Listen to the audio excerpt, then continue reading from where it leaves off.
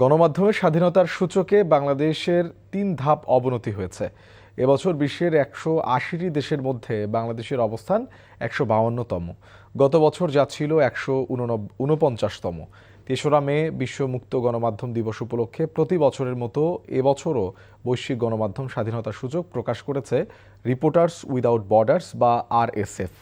সাংবাদিকদের নিরাপত্তা, অধিকার ও সংবাদ মাধ্যমের স্বাধীনতা নিয়ে কাজ করা আন্তর্জাতিক এই সংগঠনের সূচক অনুযায়ী ১৮০টি দেশের মধ্যে বাংলাদেশের অবস্থা আগের চেয়ে খারাপ হয়েছে এবং গত বছরের চেয়ে পিছিয়েছে ৩ ধাপ। রিপোর্টে বলা হয়েছে, বিশ্বের অর্ধেকের বেশি দেশ এখন কঠিন বা অত্যন্ত গুরুতর পরিস্থিতিতে রয়েছে এবং সবচেয়ে উদ্বেগের বিষয়, বিশ্বে মাত্র ১% মানুষ নির্ভরযোগ্য ও স্বাধীন গণমাধ্যম থেকে তথ্য পাচ্ছে।